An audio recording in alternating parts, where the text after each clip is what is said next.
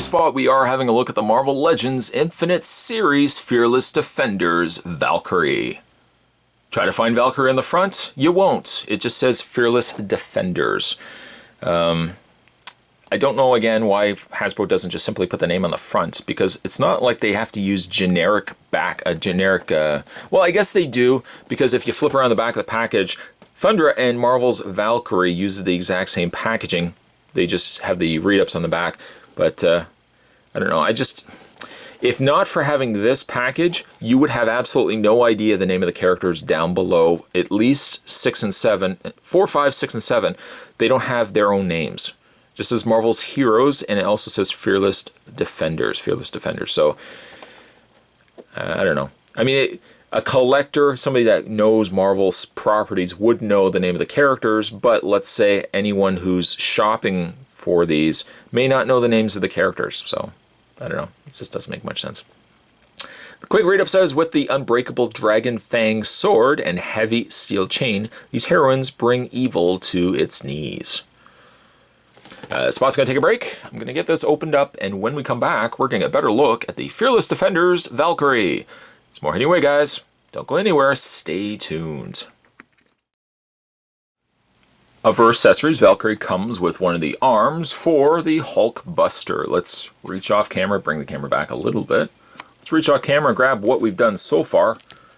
We've got 2 legs, 2 torso pieces, and now we can add the arms. We're going to take the arm and just peg it into the side here. Put a little bit of pressure, just a little bit. Make sure the arm's not going to pop off. And you know what that gives us? You guessed it. It gives us a figure that's now 2 pieces shy of being complete. It will come together, guaranteed. If you stick around for the next couple of videos, it will happen. Yes, it will. The other accessory that comes with Valkyrie is her sword. It's not bad. It doesn't have a lot of paint, granted, and I would have loved if that handle had been given a little more of a gold color and not.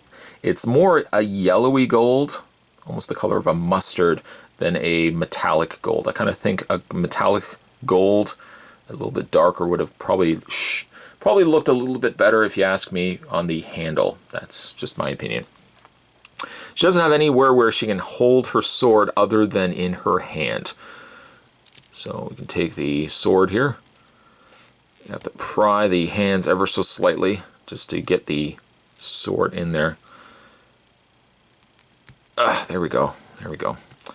And you can give her her sword. She doesn't come with any other accessories. That's kind of a shame, but at least she comes with a sword. I like that. The figure feels tall to me. That's one of the first things I noticed when I got this out of packaging. It does feel like a very tall figure. As a comparison, if I can get her to properly stand, and so far the culprit seems to be this 1 foot. Just get her, you know what, we'll just hold her. Reaching off camera, let's pulling Doctor Strange. Yeah, you can see big difference in height. That is accurate, but it's neat to kind of see a tall female figure and something that, again, is a little bit taller than some of the gents. Figure looks very, very clean. One of the more polished pieces, I think, from this wave. This and, sorry, got that little, again, the foot's a little problematic here. This one and the Iron Man, I think, so far are my 2 favorites. Face-wise, let's bring the camera in. I like the face on her. She's got a pretty face, but then she's also got a BA face. BA, I'll let you figure out what BA stands for. I like the pigtails it's got going on there as well.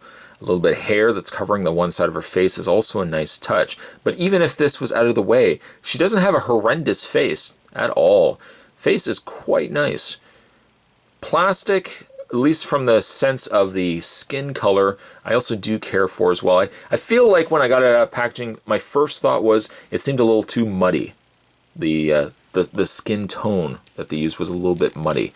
But I think the more I see it now, because she is more a warrior, I don't know. I think the color works better the more I see it in hand. She also has not the problem, I don't want to say problem, but she has the issue where when you use different plastics, like the lower torso here is a different colored plastic than the top here. It's not as shiny as the black painted plastic at the top and the legs.